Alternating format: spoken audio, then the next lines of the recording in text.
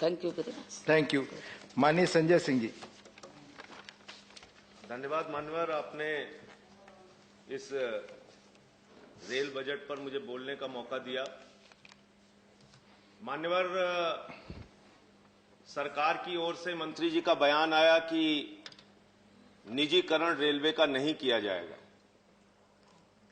और उनकी ये बात सुनकर ऐसा लगता है कि ये सरकार देश के निजी कंपनियों और पूंजीपतियों के लिए गाने की एक लाइन गाती है कि बताना भी नहीं आता, छिपाना भी नहीं आता, हमें तुमसे मोहब्बत है, जताना भी नहीं आता। निजीकरण करना भी है और मना भी करना है। आपने कहा निजीकरण नहीं करेंगे। 109 प्राइम रूट्स पर आप 150 ट्रेनें चलाने जा रहे हैं। देश के 50 रेलवे स्टेशंस को आप निजी हाथों को देने जा रहे हैं। हबीबगंज रेलवे स्टेशन आपने निजी हाथ को दिया। वहां की हालत जाकर पता कीजिए मान्यवर, वहां पर 50 रुपए मोटरसाइकिल रखने का लगता है। वहां पार्किंग के लिए 150 रुपए कार का देना पड़ता है। आपने प्लेटफॉर्म टिकट 30 रुपए का कर दिया। पैसेंजर ट्रेन का 3 गुना किराया बढ़ा दिया। जब आपसे पूछा जाता है तो आप बहुत हास्यास्पद तर्क देते हैं। कहते कोरोना के समय में पैसेंजर ट्रेन में भीड़ ना हो इसलिए किराया हमने बढ़ा दिया। पेट्रोल का दाम क्यों बढ़ाया? बोले कार ना चलाने पाए, मोटरसाइकिल ना चलाने पाए। डीजल का दाम क्यों बढ़ा दिया? माल की ढुलाई ना होने पाए। अरे गैस का दाम क्यों बढ़ा दिया? लोग खाना ना खाने पाए। यह आपका तर्क है। देश में कोई भी चीज महंगाई बढ़ाने के लिए आप एक नया हास्यास्पद तर्क लेके आते हैं जिसका सच्चाई से कोई लेना देना नहीं होता। निजीकरण आप कैसे कर रहे हैं? मेंटेनेंस के क्षेत्र में निजीकरण, सफाई कार्यों के क्षेत्र में निजीकरण, फैक्ट्री और उत्पादन के क्षेत्र में निजीकरण, सिग्नल के क्षेत्र में निजीकरण, इलेक्ट्रिफिकेशन के क्षेत्र में निजीकरण। रेलवे में मजदूरों की, सरकारी कर्मचारियों की संख्या मानवर 1974 के स्वर्गीय जॉर्ज फर्नांडिस जी के आंदोलन में रेल हड़ताल में 17 लाख कर्मचारी होते थे। जब ट्रेनें कम थी, जब यात्री एक जगह से दूसरे जगह कम यात्रा करते थे।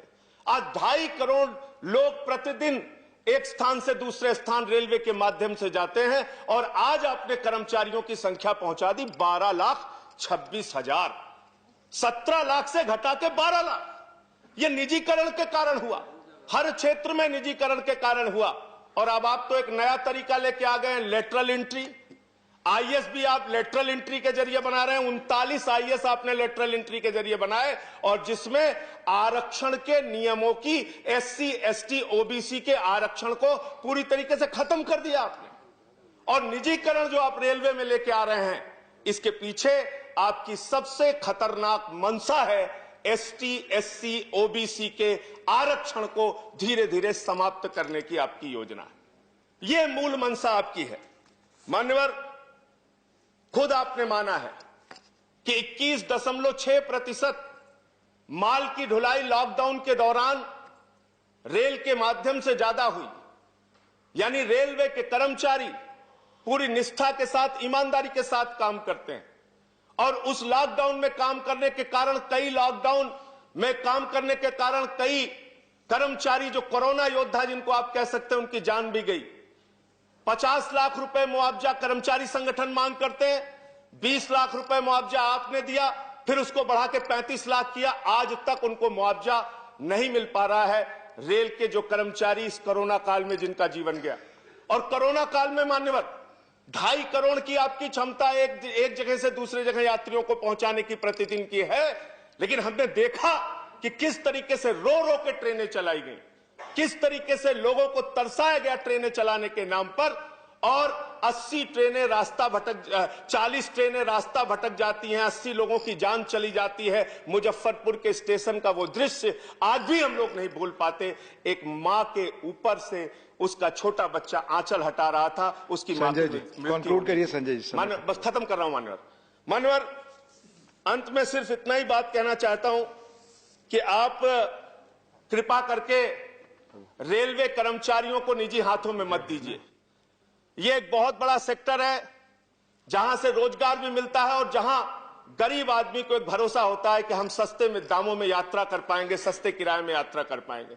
जिस दिन आप इसको निजी हाथों में देंगे, कर्मचारियों का तो आप आरक्षण के तहत उनकी नौकरियां खत्म करेंगे, एक बात है, और दूसरी बात यह है कि हिंदुस्तान के लोगों को तकलीफें और उनकी यात्राएं, उनकी दुश्वारियां बढ़ेंगी। अंत में कुलियों की बात यहां पर आई। इस देश के कुलियों के लिए एक योजना बहुत पहले लाई गई थी कि उनके परिवार के लोगों को नौकरियां दी जाएंगी। उस पर पुनर्विचार कीजिए, उस पर फिर से एक बार सरकार निर्णय ले। जो दिन भर मेहनत करते हैं स्टेशन पे, अब माल ढुलाई करते हैं, धन्यवाद। उनके बच्चों को धन्यवाद नौकरियों में माननीय संजय आरक्षण जी। देने की योजना बनाई। बहुत बहुत धन्यवाद। धन्यवाद। माननीय दुष्यंत गौतम जी, माननीय दुष्यंत गौतम जी, प्लीज।